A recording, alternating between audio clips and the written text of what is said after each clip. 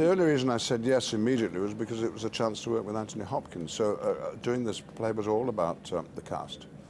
And then when I heard that, it didn't surprise me that with Richard Eyre at the helm as our director, but it didn't surprise me that he brought in the cast he did. Freddie Fox, back in the dress-up because he'd been in the original film.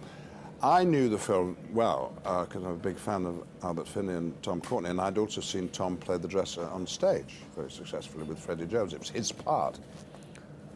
So I was worried, and I thought, well, wait a minute, isn't the dresser the young Tom Courtenay?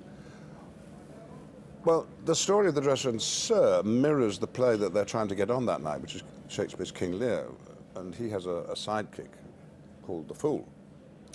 And in a sense, the dresser is the fool to Sir's King Lear. It's the modish thing these days in the theatre is to cast in the part of the fool, traditionally probably played by a young boy, as an old man, because it makes the relationship different and you might think deeper. So it was a chance to do a new version of the dresser, but I'm full of admiration for those who've done it before me. Everybody in this was so thrilled to be there. I mean, just has to look at the cast list and go, oh my God, I'm included. I'm at the party.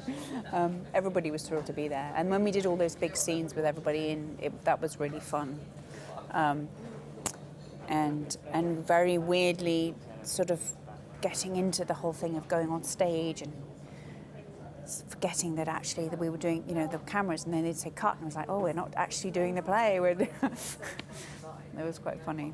When I delivered the play, I came up to London. I was living in the country then. I came up to London with the play to deliver it to my agent. And I was going into my club, and I met John Gielgud coming out. He was a famous actor of his day. I might have heard of him. You might have heard of him. And he said, oh, what have you been up to? I said, well, I've written a new play, John, about an English actor-manager and his dresser. He said, oh, backstage plays never do well. And he left me, he went off, and I was crushed. I went into lunch and had a very small lunch. My appetite had gone. But he was wrong. And he apologized later. Weirdly, we all felt like that because it felt so like a company of actors, and it felt so not, you know, a movie, or it felt so real. And we were all on this set, and what was amazing was that Anthony and Ian had never worked together.